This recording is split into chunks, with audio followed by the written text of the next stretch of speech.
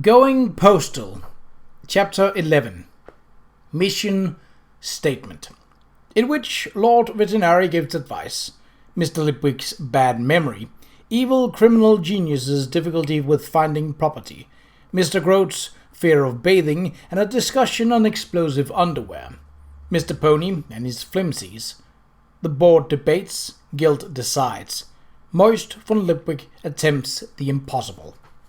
The clocks were chiming 7 o'clock. "Ah, Mr. Lipwick," said Lord Veterinary, looking up. "Thank you so much for dropping in. It has been such a busy day, has it not? Drumnut, do help Mr. Lipwick to a chair. Prophecy can be very exhausting, I believe."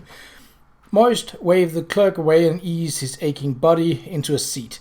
"I didn't exactly decide to drop in," he said. "A large troll watchman walked in and grabbed me by the arm." "Ah, to steady you, I have no doubt," said Lord Veterinary, who was poring over a battle between stone trolls and stone dwarfs. "You accompanied him of your own free will, did you not?" "I am very attached to my arm," said Moist. "I thought I'd better follow it. What can I do for you, my lord?" Veterinary got up and went and sat in the chair behind his desk, where he regarded Moist with what looked almost like amusement. "Commander Vimes have given me some succinct reports of today's event," he said, putting down the troll figure he was holding and turning over a few sheets of paper, "beginning with the riot at the Grand Trunk offices this morning, which he says you instigated.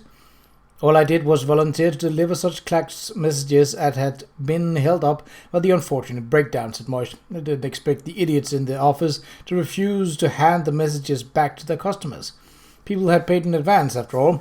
I was just helping everyone in a difficult time, and I certainly didn't instigate anyone to hit a clerk with a chair." Of course not, said Lord Veterinary. "I'm sure you acted quite innocently and from the best of intentions. But I am agog to hear about the gold, Mr. Moist. $150,000, I believe." "Some of it I can't quite remember," said Moist. "It's all a bit unclear." Yes, I imagine it is. Perhaps I can clarify a few details," said Lord Veterinary.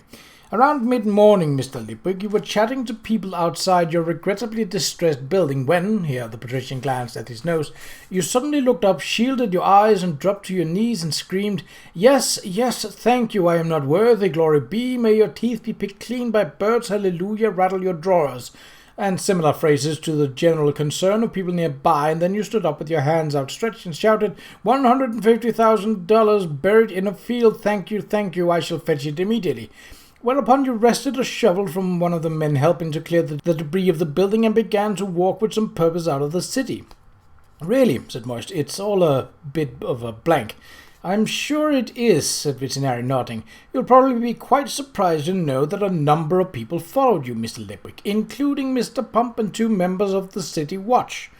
"Good heavens, did they?" "Quite, for several hours. You stopped to pray on a number of occasions. We must assume it was for guidance, which led your footsteps at last to a small wood among the cabbage fields." "It did? I'm afraid it's rather a blur," said Moist. "I understand that you dug like a demon, according to the watch, and I note that a number of reputable witnesses were there when your shovel struck the lid of a chest. I understand the Times will be carrying a picture in the next edition." Moist said nothing. It was the only way to be sure. "Any comments, Mr. Lipwick?" "No, my lord, not really. About 3 hours ago, I had the senior priests of 3 of the major religions in this office, along with a rather bewildered freelance priestess who I gather handles the worldly affairs of Anoia on an agency basis. They all claimed that it was their god or goddess who told you where the gold was. You don't happen to remember which one it was, do you?" "I sort of felt the voice rather than heard it," said Moist carefully. "Quite so," said Veterinary. "Incidentally, they all felt that their temple should get a tithe of the money," he added. "Each." $60,000, said Moist, sitting up. "That's not right." "I commend the speed of your mental arithmetic in your shaken state. No lack of clarity there, I'm glad to see," said Veterinary.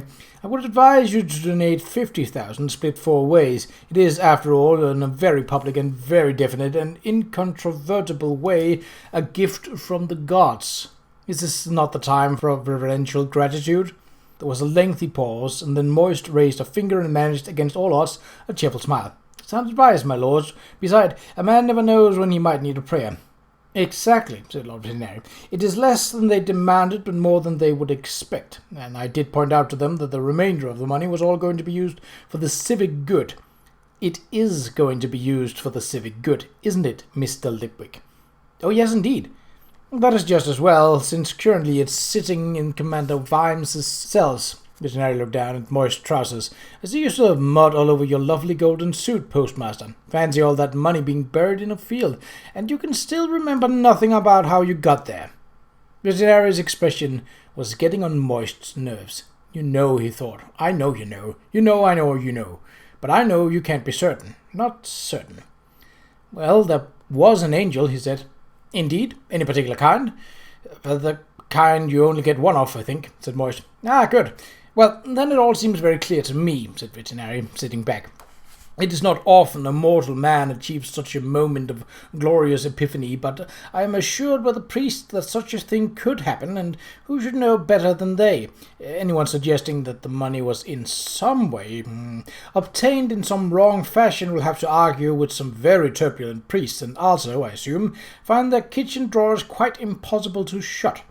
Besides, you are donating money to the city. He held up his hand when Moist opened his mouth and went on. That is the post office, so the notion of private gain does not arise. There appears to be no owner for the money, although so far, of course, 938 people would like me to believe that it belongs to them. Such is life in Ankh-Morpork. So, Mr. Lipwick, you are instructed to rebuild the post office as soon as possible. The bills will be met, and since the money is effectively a gift of the gods, there will be no drain on our taxes. Well done, Mr. Lipwick. Very well done. Don't let me detain you. Moist actually had his hand on the door handle when the voice behind him said, Just one minor thing, Mr. Lipwick. He turned. Lord Visionary had walked over to his game. Yes, sir. It occurs to me that the sum which the gods so generously have seen fit to bestow upon us does, by pure happenstance, happen to equal the estimated haul of a notorious criminal which, as far as I know, has never been recovered. Moist stared at the woodwork in front of him. Why is this man ruling just one city, he thought. Why isn't he ruling the world? Is this how he treats other people? It's like being a puppet. The difference is he arranges for you to pull your own strings. He turned, face carefully deadpan. Really, sir, who was that then? He said. One Alfred Spangler, Mr. Lipwick. He's dead, sir, said Moist. Are you sure? Yes, sir, I was there when they hanged him. Well remembered, Mr. Lipwick, said Visionary, moving a dwarf all the way across the board. Damn, damn, damn, Moist shouted, but only for internal consumption. He'd worked hard for that money. Well, the banks had worked hard. Well, somewhere down the line, someone had worked hard for that money, and now a third of it had been, well, stolen, that was the only word for it. Moist experienced a certain amount of unrighteous indignation about this. Of course, he would have given most of it to the post office, that was the whole point, but you could have built a damn good building for a lot less than $100,000, and Moist had been hoping for a little something for himself. Still, he felt good. Perhaps this was that warm and fuzzy wonderful feeling people talked about. And what would he have done with the money? You never have time to spend it in any case. After all, what could a master criminal buy? There was a shortage of seaside properties with real lava flows, with near reliable source of piranhas, and the world sure as hell didn't need another dark lord, not with Guild doing so well as he was. Guild didn't need a tower with 10,000 trolls camped outside. He just needed a ledger and a sharp mind. It worked better, it was cheaper, and he could go out and party all night if he wanted to. Handing all that gold over to a copper had been a difficult thing to do, but there really was no choice. He got them by the short and curlies anyway. No one was going to stand up and say the gods didn't do this sort of thing. True, they'd never done it so far, but you could never tell with gods. Certainly, there were more queues outside the three temples once the Time had put its afternoon edition out. This had presented the priesthoods with a philosophical problem. They were officially against people laying up treasures on earth, but they had to admit it was always good to get bums on pews, feet in sacred groves, hands rattling drawers, and fingers being trailed in the baby alligator pool. They settled, therefore, for a kind of twinkle-eyed denial that it could happen again, while hinting that, well, you never know, ineffable are the ways of the gods, eh? Besides, petitioners standing in line with their letters asking for a big bag of cash were open to the suggestion that those most likely to receiveth were the ones who had already giveth, and got the message once you tapped them on the head with a collecting plate a few times. Even Miss Extremelia Mume, whose small multipurpose temple over a bookmaker's office in Cable Street handled the worldly affairs of several dozen minor gods, was doing good business among those prepared to go back an outside chance. She had hung a banner over the door. It read, "It could be you." It couldn't happen. It shouldn't happen. But you never knew. This time it might. Moist recognized that hope. It was how he'd made his living. You knew that the man was running the find the lady game was going to win. You knew that people in distress didn't sell diamond rings for a fraction of their value. You knew that life generally handed you the sticky end of the stick. And you knew that the gods didn't pick some everyday undeserving tit out of the population and hand them a fortune. Except that this time you might be wrong, right? It might just happen, yes? And this was known as the greatest of treasures, which is hope. It was a good way of getting poorer very quickly, and staying poor. It could be you, but it wouldn't be. Now Moist von Lipwig headed along the Attic B Street toward the Lady Sybil Free Hospital, heads turned as went past. He hadn't been off the front page for days, after all. He just had to hope that the winged hat and golden suit were the ultimate in furniture. People saw the gold, not the face. The hospital was still being built, as all hospitals are, but it had its own queue at the entrance. Moist dealt with that by ignoring it and going straight in there. There were, in the main hallway, people who looked the kind of people whose job it is to say, "Oi, you!"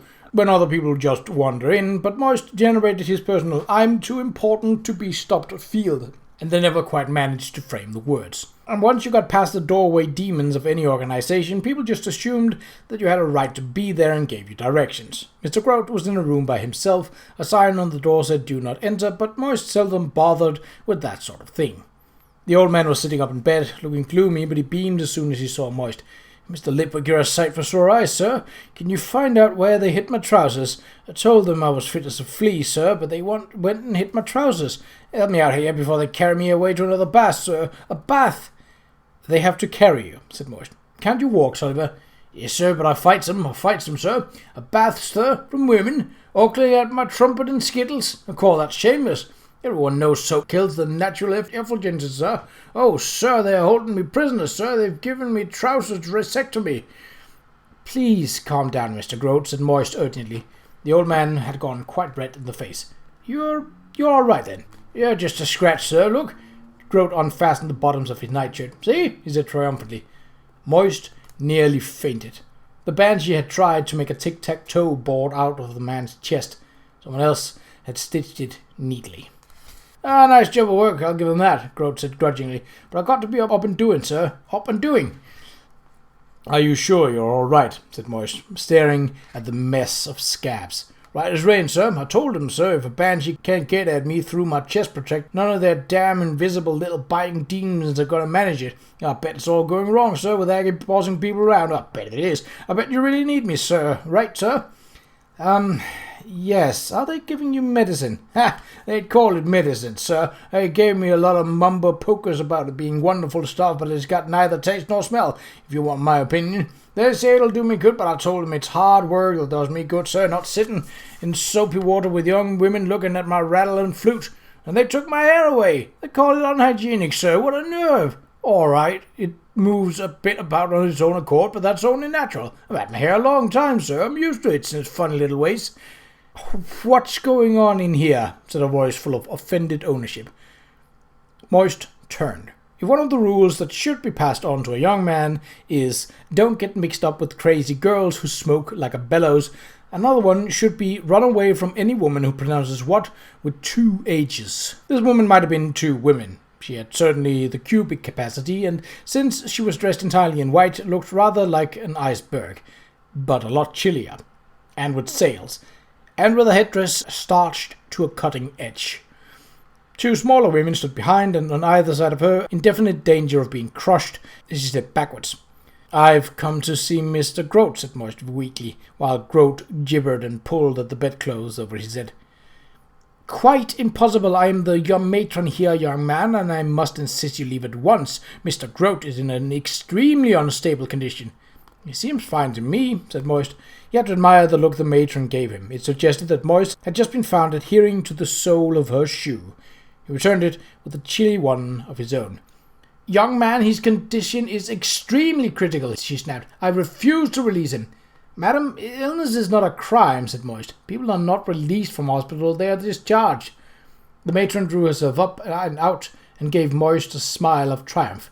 "That, young man, is what we are afraid of."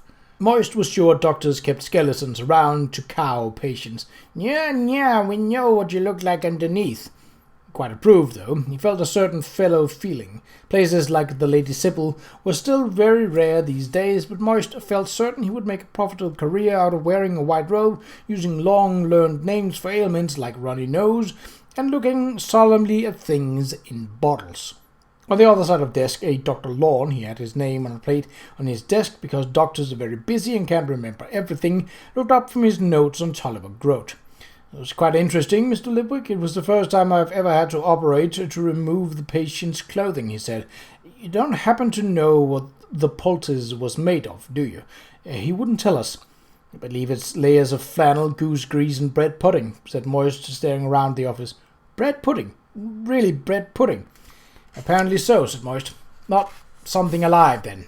"It seemed leathery to us," said the doctor, leafing through the notes. Yes, here we are. Yes, his trousers were, the subject of a controlled detonation after one of his socks exploded. We're not sure why. He fills them with sulfur and charcoal to keep his feet fresh, and he soaks his trousers in saltpeter to prevent gnats," said Moist.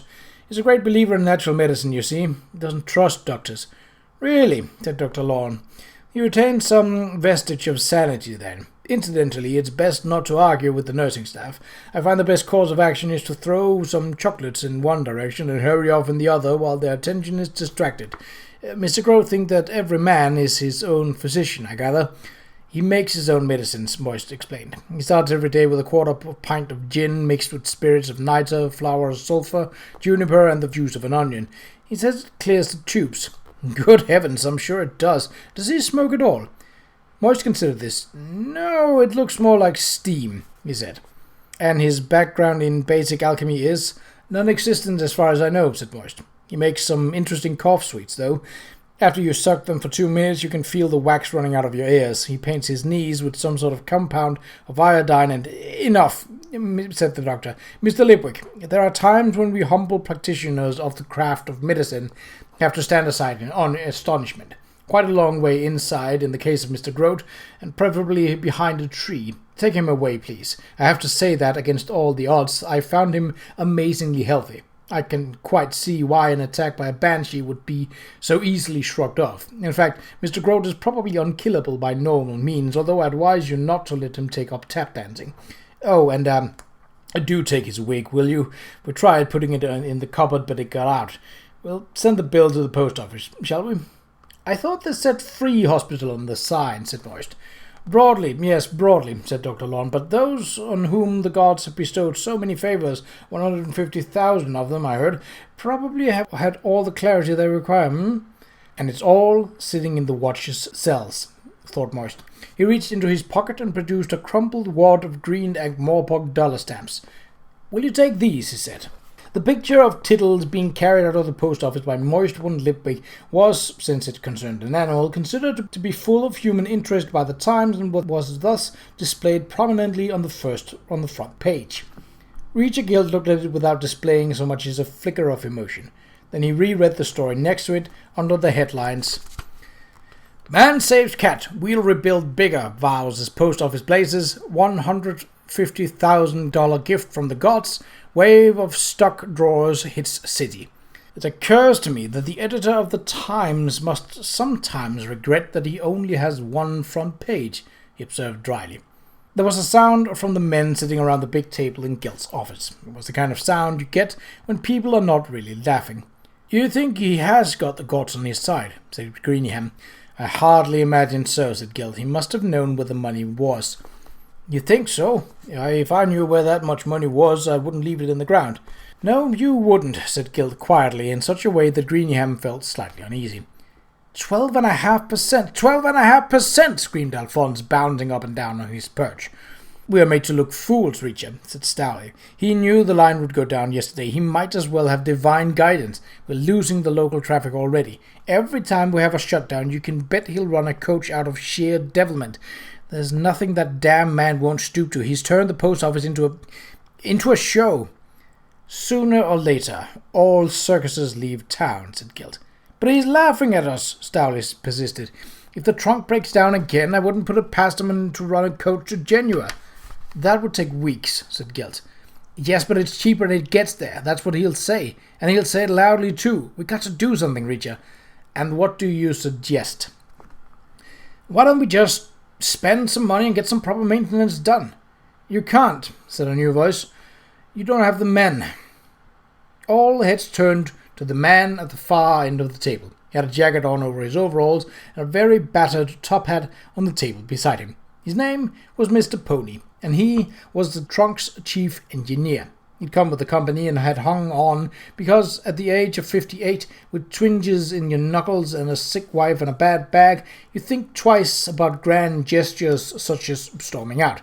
He hadn't seen a clacks until 3 years ago, when the first company was founded, but he was methodical, and engineering was engineering. Currently, his greatest friend in the world was his collection of pink carbon copies. He'd done his best, but he wasn't going to carry the can when this lot finally fell over, and his pink carbon copies would see to it that he didn't. White memo paper to the chairman, yellow carbon copy to the file, pink copy you kept. No one could say he hadn't worn them. A 2-inch stack of the latest copies was attached to his clipboard. Now feeling like an elder god leaning down through the clouds of some Armageddon and booming, "Didn't I tell you? Didn't I warn you? Didn't you listen? Too late to listen now." He put on a voice of strained patience. "I got 6 maintenance teams. I let 8 last week. I sent you a memo about that, got the copies right here. We ought to have 18 teams. Half the lads are needing to be taught as we go, and we ain't got time for teaching. In the old days we'd set up walking towers to take a load, and we ain't got them in to even do that now." "All right, it'll take time, we understand," said Greenham. "How long will it take if you hire more men and get these walking towers working and—" "You made me sack a lot of craftsmen," said Pony. "We didn't sack them, we let them go," said Gilt. "We, downsized," said Greenham. "Looks like you succeeded, sir." He took a stubber pencil out of one pocket and grubby notebook out of the other. "You want it fast or cheap or good, gentlemen?" he said. "The way things have gone, I can only give you 1 out of 3. "How soon can we have the grand trunk running properly?" said Greenham, while Gilt leaned back and shut his eyes. Pony's lips moved as he ran over his figures. 9 months, he said. "I suppose if we've seen to be working hard, 9 months of erratic running won't seem too Mr. Stowley began. 9 months shut down," said Mr. Pony. "Don't be a fool, man." "I ain't a fool, sir, thank you," said Pony sharply. "I have to find and train new craftsmen, 'cause a lot of the old brigade won't come back whatever I offer. If we shut the towers down, I could use the signalers. At least they know their way around a tower. We get more work done if we don't have to drag walking towers and set them up. Make a clean start. The towers were never built that well to begin with. Dear heart never expected this sort of traffic. 9 months of dark towers, sir." He wanted to say craftsmen. Do you know what that means? It means men with some pride who'd get fed up and leave when they're told to do skimpy work in a rush, no matter what you pay them. So I'm employing people as craftsmen now who barely fit to sweep out a workshop. But you don't care, because if they don't polish a chair with their ass all day, you think a man who's done a 7-year apprenticeship is the same as some twerp who can't be trusted to hold a hammer by the right end.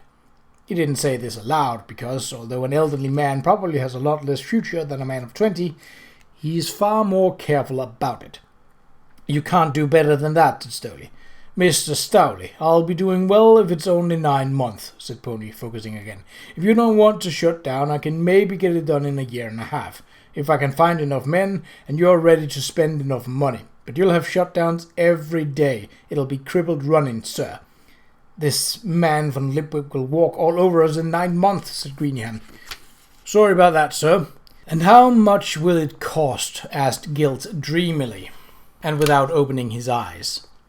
One way or the other, sir, I reckon maybe 200,000, said Pony. That's ridiculous. We paid less than that for the trunk, Greenham burst out. Yes, sir, but you see, you got to run maintenance all the time, sir. The towers have been run ragged. There was a big gale back in Sectober and all that trouble in Uberwald. I haven't got the manpower. If you don't do maintenance, a little fault very soon, becomes a big one. I sent you gentlemen lots of reports, sir, and you cut my budget twice. I may say my lads did wonders with Mr. Pony, said Gilt quietly. I think what I see here is a conflict of cultures. Would you mind strolling along to my study, please? Igor will make you a cup of tea, thank you very much. When Pony was gone, Greenham said, Do you know what worries me right now? Do tell us, said Gilt, folding his hands across his expensive waistcoat. Mr. Slant is not here. He's apologized. He says he has important business. We're his biggest clients. What's more important than us? No, he's not here because he wants to be somewhere else. That damn old revenant senses trouble, and he's never there when it all goes bad. Slant always comes out smelling of roses. That is at least more fragrant than his usual formaldehyde, said Gilt. Don't panic, gentlemen. Somebody did, said Stowley. Don't tell me that fire was accidental, was it? And what happened to that poor old fatty horsefly, eh? Calm down, my friends, calm down, said Gilt. They're just merchant bankers, he thought. They're not hunters, they're not scavengers, they have no vision.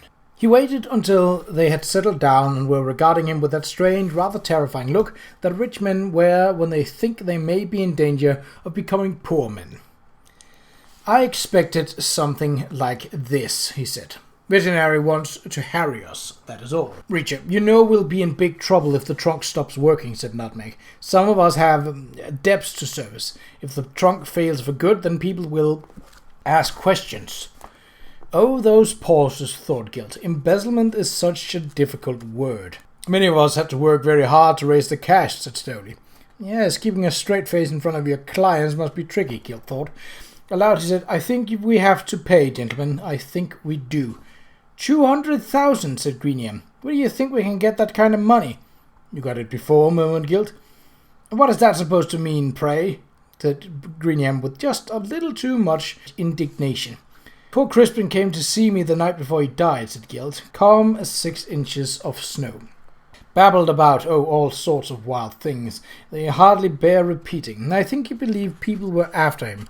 He did, however, insist on pressing a small ledger on me. Needless to say, it is safely locked away. The room fell silent, its silence made deeper and hotter by a number of desperate men thinking very hard and very fast. They were, by their own standards, honest men, in that they only did what they knew or suspected that everyone else did, and there was never any visible blood, but just now they were men far out on a frozen sea who had just heard the ice creak. I strongly suspect that it'll be less than 200,000. Pony would be a fool if he didn't leave a margin. You didn't warn us about this, Reacher, said Stowley resentfully. Gilt waved his hands. We must speculate to accumulate, he said. The post office? Trickery and sleight of hand. Oh, von Lipwick is an ideas man, but that's all he is. He's made a splash, but he's not got the stamina for the long haul. Yet as it turns out, he will do us a favor. Perhaps we've been a little smug, a little lax, but we've learned our lesson. Spurred by the competition, we are investing several $100,000. Several hundred, said Greenham. Gilt waved him into silence and continued. Several $100,000 in challenging, relevant, and exciting systematic overhaul of our entire organization, focusing on our core competencies while maintaining full and listening up cooperation with the communities we are proud to serve. We fully realize that our energetic attempts to mobilize the flawed infrastructure we inherited have been less than totally satisfactory, and hope and trust that our valued and loyal customers will bear with us in the coming month as we interact synergistically with change management in our striving for excellence. That is our mission. An awed silence followed this. And thus we bounced back, said Gilt. But you said several hundred. Gill sighed. "I said that," he said. "Trust me, it's a game, gentlemen, and a good player is one who can turn a bad situation into their advantage. I have brought you this far, haven't I? A little cash and the right attitude will take us the rest of the way. I'm sure you can find some more money," he added. "From somewhere it won't be missed." This wasn't silence. It went beyond silence. "What are you suggesting?" said Nutmeg. "Embezzlement, theft, breach of trust, misappropriation of funds. People can be so harsh," said Gilt. He threw open his arms again, and a big, friendly smile emerged like the sun breaking through storm clouds. "Gentlemen, I understand. Money was made to work, to move, to grow, not to be locked up in some vault. But Mr. Horsefly, I believe, did not really understand this. So much under his mind, the poor fellow. But we are businessmen. We understand these things, my friends." He surveyed the faces of men who now knew that they were riding a tiger. It had been a good ride up until a week or so ago. It wasn't a case of not being able to get off. They could get off. That was not the problem. The problem was the tiger knew where they lived. Poor Mr. Horsefly. There had been rumors. In fact, they were completely unsubstantiated rumors, because Mr. Qa'Rajh had been excessively good at his job when pigeons weren't involved, had moved like a shadow with claws, and while he left a faint scent, it would have been masked by the blood. In the nose of a werewolf, blood trumps everything. But rumor rose in the streets of Ankh-Morpork like mists from a mitten.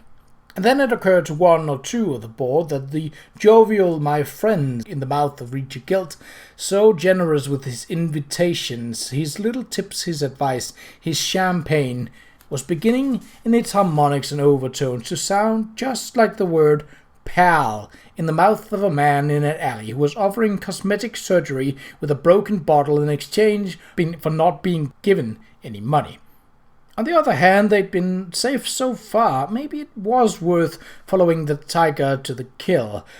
Better to follow the beast's heel than to be its prey. "And now I realize that I'm inexcusably keeping you from your bed," said Gilt. "Good night to you, gentlemen. You may safely leave everything to me. Igor?" "Yes, master," said Igor behind him. "Do you see these gentlemen out, and ask Mr. Pony to come in."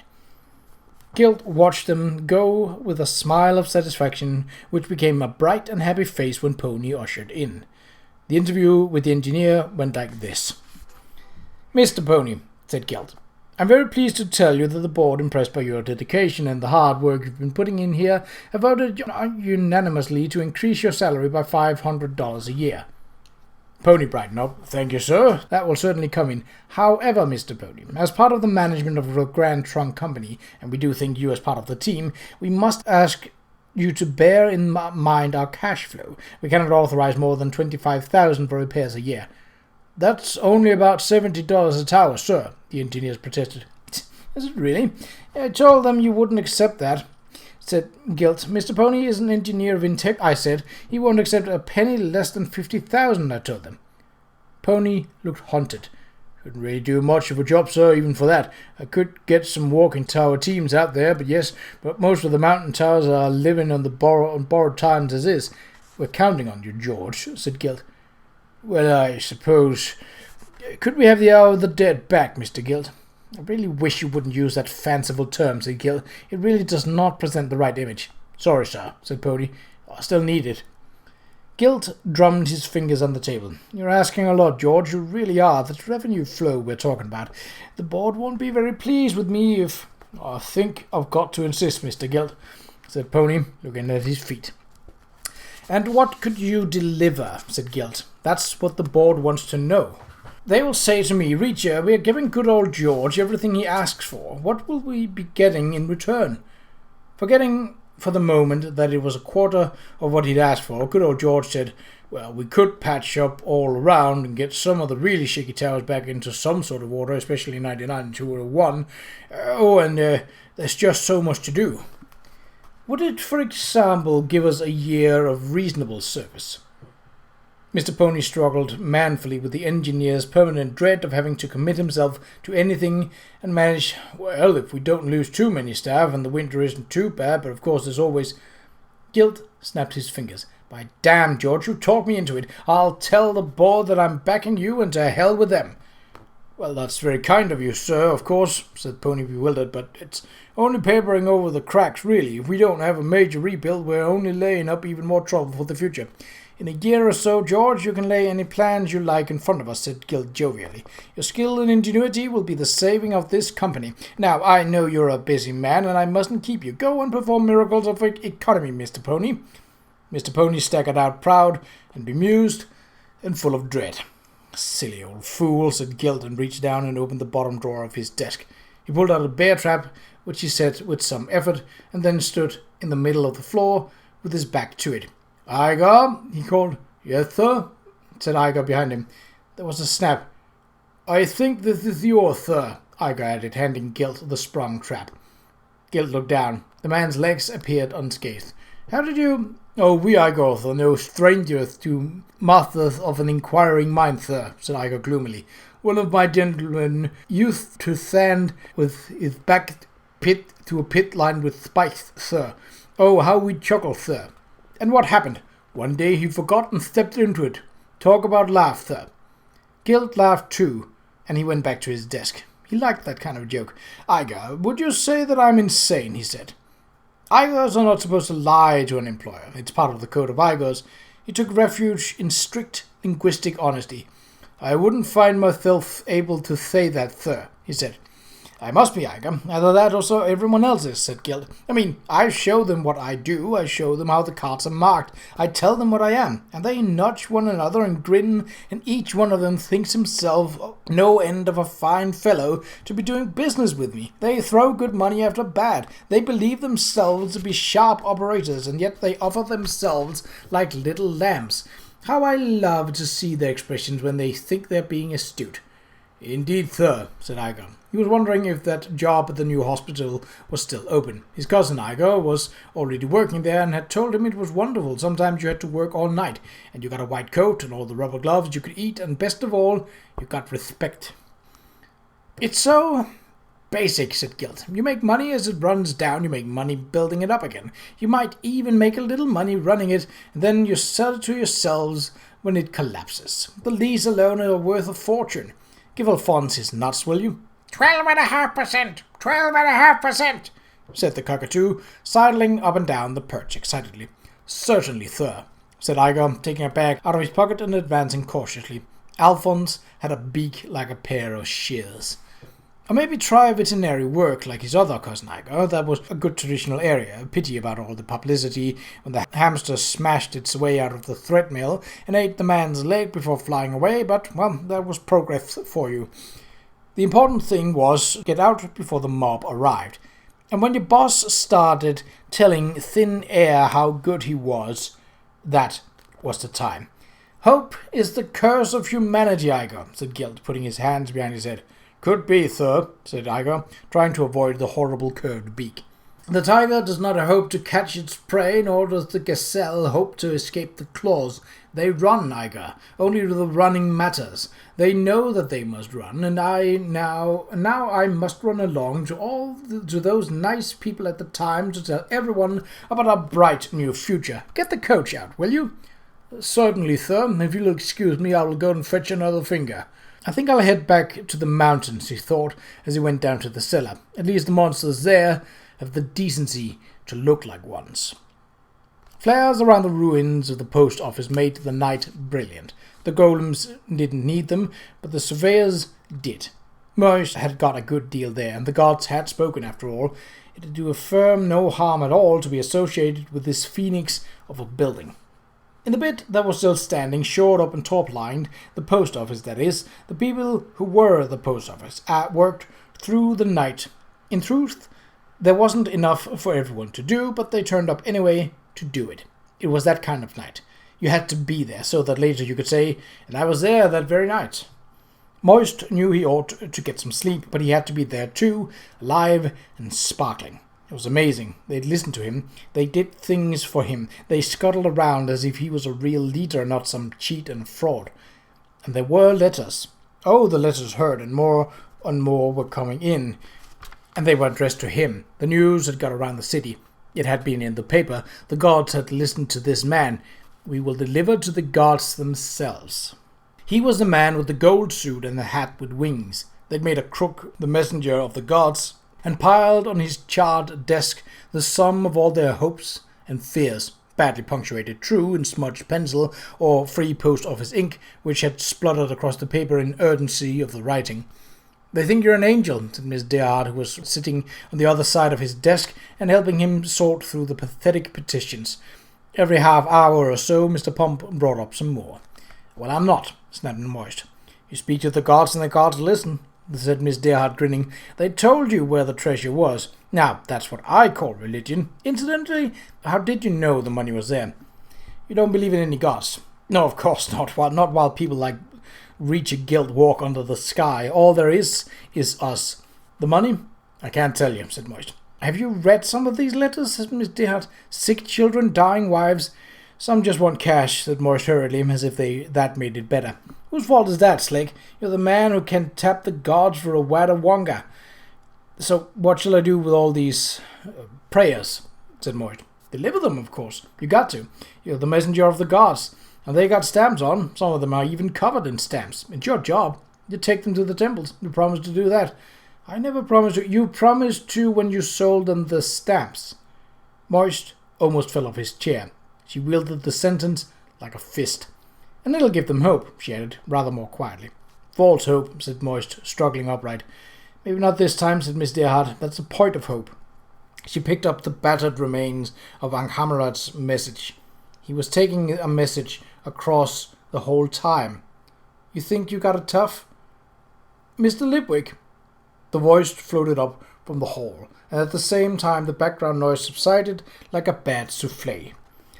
Moist walked over to where a wall had once been. Now, with scorched floorboards creaking underfoot, he looked right down the hall.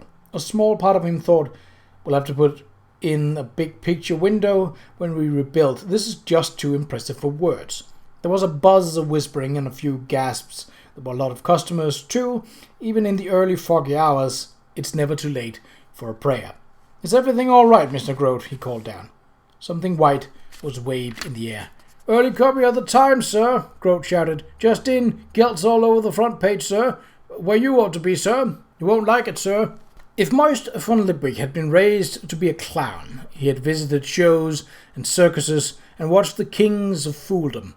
He had marveled at the elegant trajectory of the custard pie, memorized the new business with the ladder and the bucket of whitewash, and watched with care every carelessly juggled egg. While the rest of the audience watched the display with the appropriate feelings of terror, anger, and exasperation, he'd make notes. And now, like an apprentice staring at the work of a master, he read Richard Gilt's words on the still, damp newspaper. It was garbage, but it had been cooked by an expert. Oh, yes, you had to admire the way perfectly innocent words were mugged, ravished, stripped of all true meaning and decency, and then sent to walk the gutter for Richard Gilt, although, synergistically, had probably been a whore from the start. The Grand Trunk's problem was clearly the result of some mysterious spasm in the universe and had nothing to do with greed, arrogance, and willful stupidity. Oh, the Grand Trunk management had made mistakes. Oops, well-intended judgment which, with the benefit of hindsight, might regrettably have been in some respects in error. But these had mostly occurred, it appeared, while correcting fundamental systemic errors committed by the previous management. No one was sorry for anything, because no living creature had done anything wrong. Bad things had happened by spontaneous generation in some weird, chilly, geometrical other world, and were to be regretted. Another bastard phrase that had set itself to any weasel in a tight corner. The Times reporter had made an effort, but nothing short of a stampede could have stopped Richard Gilt in his crazed assault on the meaning of meaning. The Grand Trunk was about people, and the reporter had completely failed to ask what that meant exactly. And then there was this piece called Our Mission. Moist felt the acid rise in his throat until he could spit lacework in a sheet of steel. Meaningless, stupid word from people without wisdom or intelligence or any skill beyond the ability to water the currency of expression. Oh, the Grand Trunk stood for everything from life and liberty to Mom's homemade distressed pudding. It stood for everything except anything. Through a pink mist, his eye caught the line. Safety is our foremost consideration. Why hadn't the lead type melted? Why hadn't the paper blazed rather than be part of this obscenity? The press should have buckled. The roller should have been cleaved onto the platen. That was bad. But then he saw Gilt's reply to a hasty question about the post office.